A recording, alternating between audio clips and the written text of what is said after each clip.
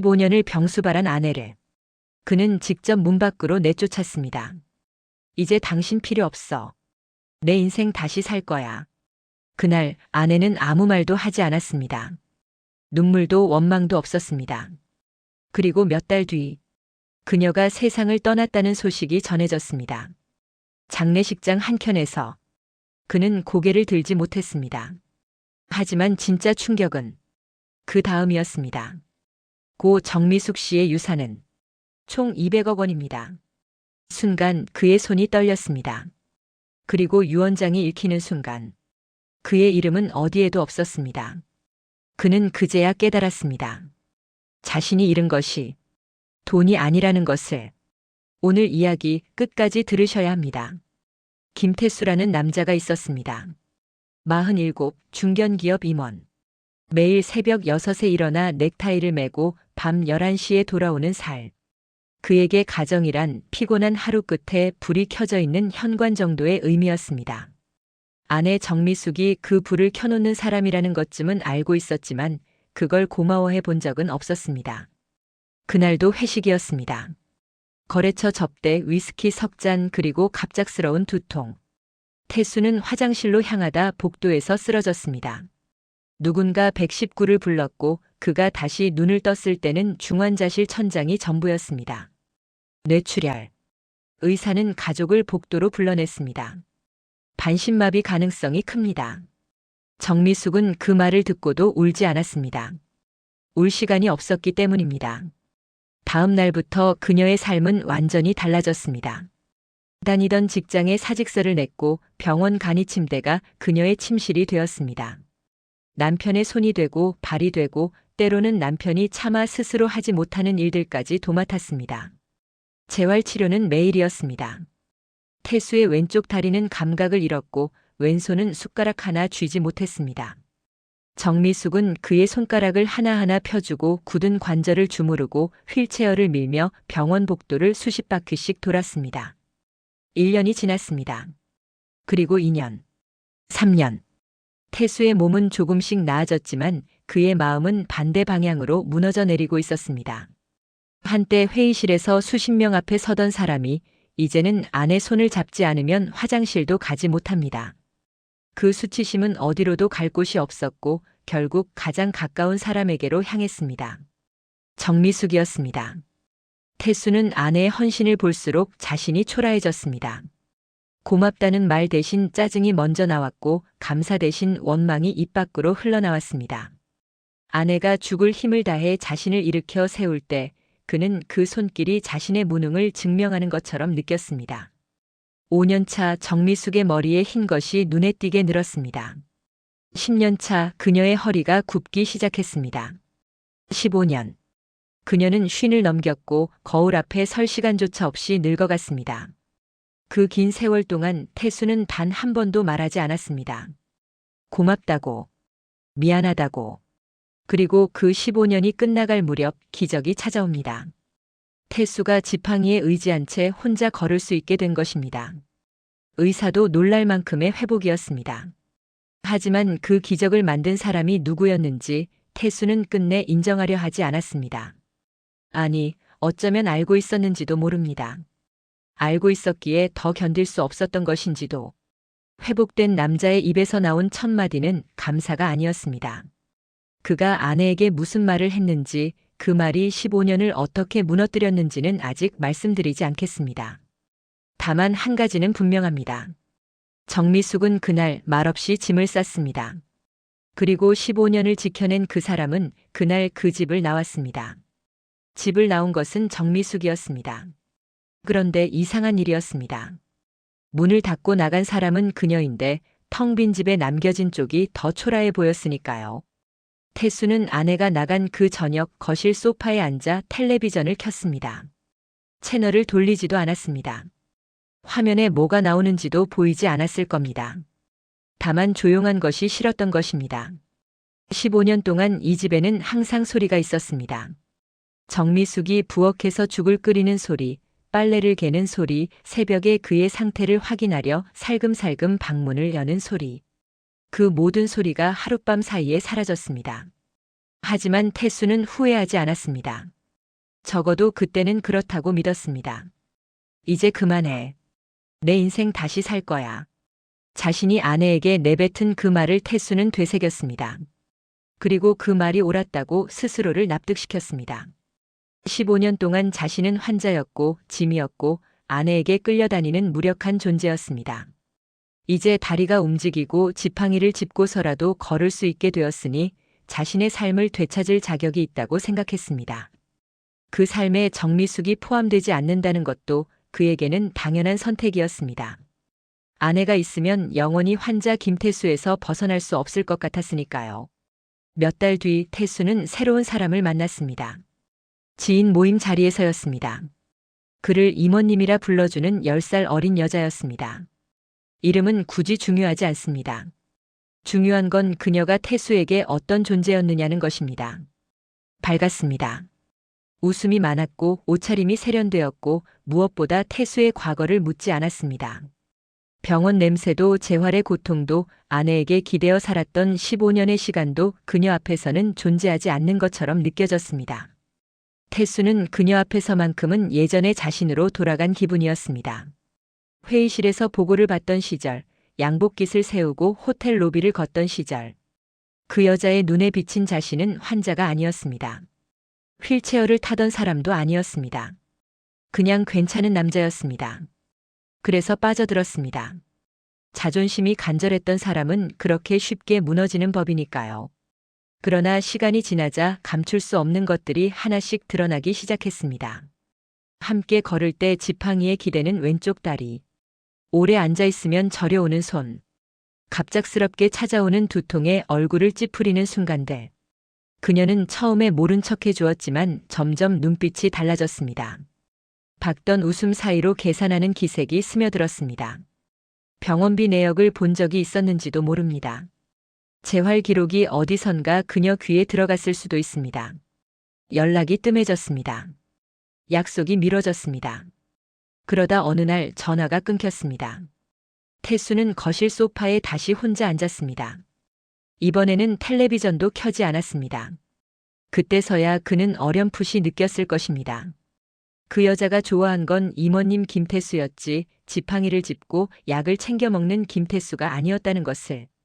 그리고 그 두 사람 사이의 거리를 15년 동안 묵묵히 메워준 사람이 누구였는지를. 하지만 깨달음이란 것이 늘 그렇듯 너무 늦게 찾아왔습니다. 어느 가을날이었습니다. 오래전 알고 지내던 사람에게서 전화 한 통이 걸려왔습니다. 별일 아닌 듯 꺼낸 말이었지만 태수의 손에서 전화기가 미끄러질 뻔했습니다. 정미숙이 세상을 떠났다는 소식이었습니다. 암이었다고 했습니다. 태수는 한동안 아무 말도 하지 못했습니다. 전화를 끊고도 가만히 서 있었습니다. 그녀가 아팠다는 것을 그는 몰랐습니다.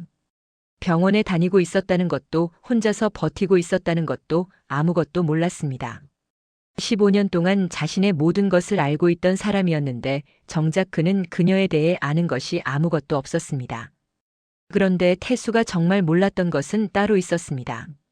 장례식장에서 그를 기다리고 있던 것이 무엇이었는지 그건 아직 말씀드리지 않겠습니다. 다만 이것 하나만 미리 알려드리겠습니다. 정미숙은 태수가 생각했던 것처럼 그저 늙어가기만 한 사람이 아니었습니다. 장례식장은 서울 외곽의 작은 병원 안에 있었습니다. 태수는 검은 넥타이를 맸습니다. 손이 떨려서 2번을 풀고 다시 맸습니다. 거울 속 자신의 얼굴이 낯설었습니다. 지팡이를 짚고 현관을 나서면서 그는 스스로에게 물었습니다. 깔 자격이 있는 걸까? 15년을 바친 사람을 내쫓은 남자가 그 사람의 마지막 자리에 서도 되는 걸까? 그래도 갔습니다. 가지 않으면 평생 갈 수 없을 것 같았으니까요. 장례식장에 도착했을 때 태수는 자신이 아는 얼굴이 거의 없다는 것을 깨달았습니다. 조문객들 사이로 낯선 사람들이 오가고 있었습니다. 정장을 입은 중년 남성들, 꽃다발을 든 젊은 직원들, 조용히 눈물을 닦는 여자들. 그들은 서로 고개를 숙이며 인사를 나누었고 누군가는 사장님이 그렇게 가시다니라는 말을 흘렸습니다. 사장님. 태수의 발이 멈췄습니다.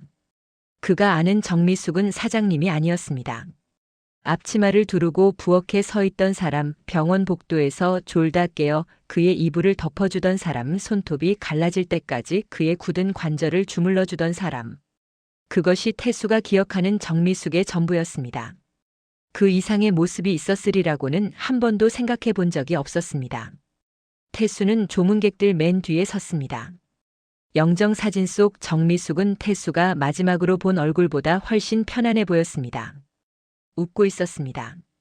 언제 찍은 사진인지 알 수 없었지만 그 표정은 자신과 함께 살던 시절에는 본 적 없는 종류의 것이었습니다. 누군가에게 기대지 않고 누군가를 돌보느라 지치지 않은 온전히 자기 자신으로 서 있는 사람의 얼굴이었습니다. 태수는 그 사진 앞에서 고개를 숙였습니다. 향을 올리는 손이 떨렸지만 아무도 그를 알아보는 사람은 없었습니다. 정미숙의 세계에서 그는 이미 오래전에 지워진 사람이었던 것입니다. 조문을 마치고 돌아서려는 순간이었습니다. 누군가 태수의 이름을 불렀습니다. 낯선 남자였습니다. 단정한 양복에 서류 가방을 들고 있었고 명함에는 법률사무소 이름이 적혀 있었습니다.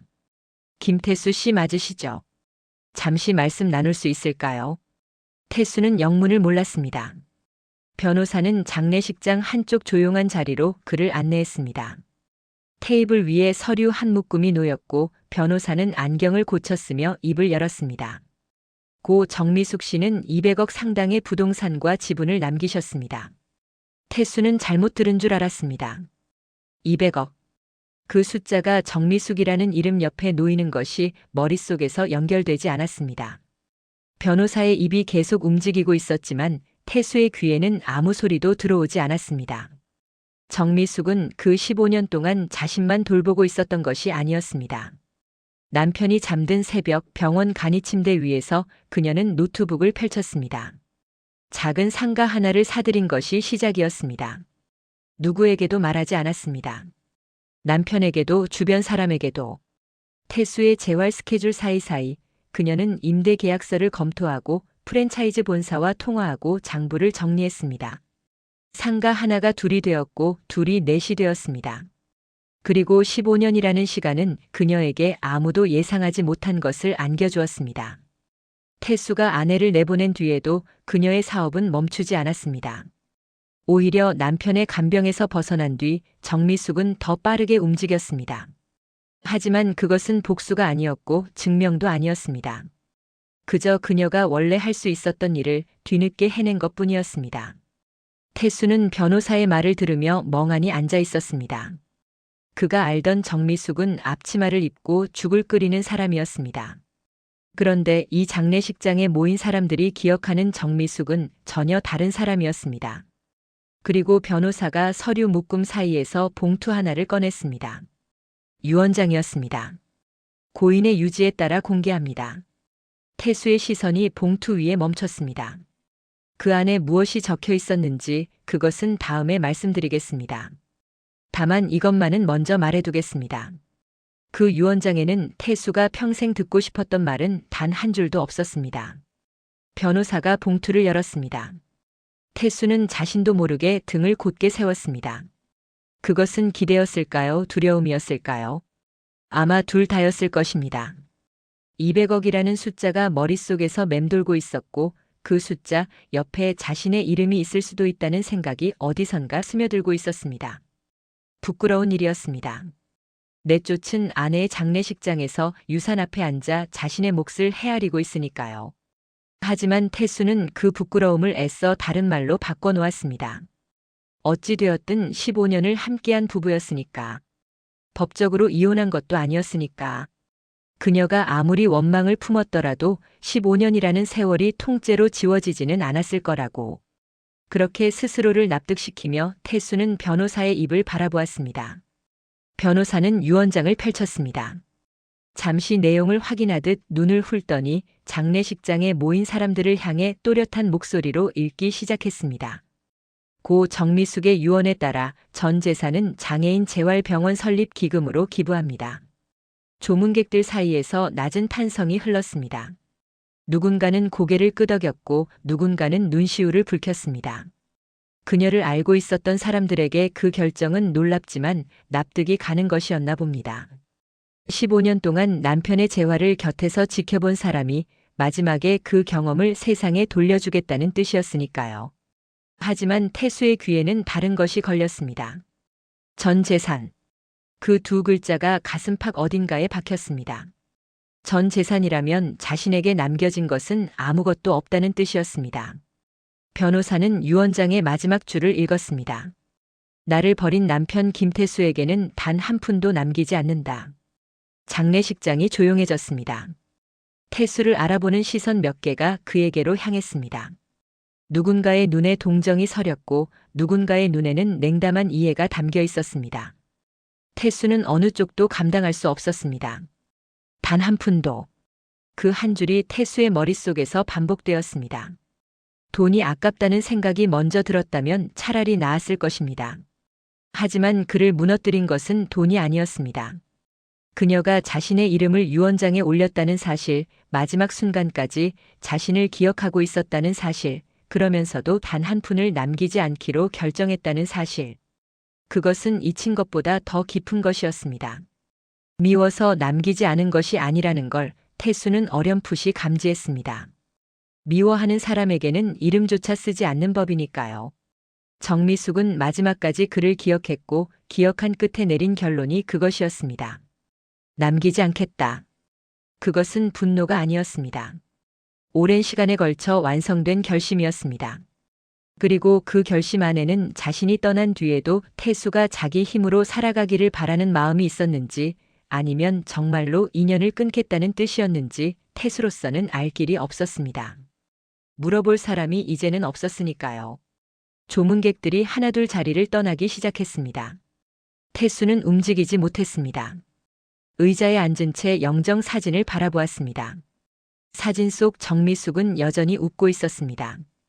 태수는 그 웃음 속에서 무언가를 읽어내려 했지만 아무것도 찾을 수 없었습니다. 사람들이 모두 떠난 장례식장에서 태수는 혼자 남았습니다. 그리고 그는 자리에서 일어나 천천히 병원 로비 쪽으로 걸어갔습니다. 그가 그 로비에서 무엇을 했는지 그것은 마지막에 말씀드리겠습니다. 다만 한 가지만 먼저 전해드립니다. 그날 김태수는 난생 처음 자신이 진짜로 잃어버린 것이 무엇이었는지를 알게 됩니다. 병원 로비는 텅 비어 있었습니다. 장례식장 쪽에서 들려오던 웅성거림도 꽃향기도 사람들의 발소리도 더 이상 닿지 않는 곳이었습니다. 형광등 아래 플라스틱 의자들이 줄지어 놓여 있었고 접수 창구는 이미 불이 꺼져 있었습니다. 태수는 그 의자 중 하나에 앉았습니다. 아무도 그를 찾지 않았고 아무도 그가 거기 있는지 몰랐습니다. 지팡이를 무릎 사이에 세워두고 두 손으로 손잡이를 감싸 쥐었습니다. 그 지팡이는 정미숙이 골라준 것이었습니다. 재활 후반 태수가 처음으로 혼자 설 수 있게 되었을 때 그녀가 여러 매장을 돌아다니며 높이와 무게를 비교해가며 고른 것이었습니다. 손잡이 부분이 손에 맞게 살짝 휘어져 있었는데 그것은 오래 짚어서 다른 것이 아니라 처음부터 그의 손에 맞춰 고른 것이었습니다. 태수는 그때 그것을 알았을까요? 모르고 받아들었을 것입니다. 당연한 듯이 로비 한쪽 벽에 게시판이 있었습니다. 병원 안내문 사이로 장례식장 조화 사진 한 장이 끼워져 있었고 그 아래 정미숙의 이름이 적혀 있었습니다. 태수의 눈이 그 이름 위에 멈췄습니다. 정미숙. 세 글자. 수십 년을 함께한 이름인데 이상하게도 이 순간 처음 보는 것처럼 낯설었습니다. 그가 아는 정미숙은 늘 자기보다 뒤에 있는 사람이었습니다. 병원 복도에서 휠체어를 밀며 그의 뒤에 있었고 식탁에서 그의 숟가락을 먼저 챙기느라 자기 밥은 늘 식은 뒤에 먹었고 새벽에 그의 이불을 덮어준 뒤가니 침대로 돌아가 눈을 감았습니다. 항상 뒤에 있었기에 태수는 그녀의 얼굴을 제대로 본 적이 없었습니다.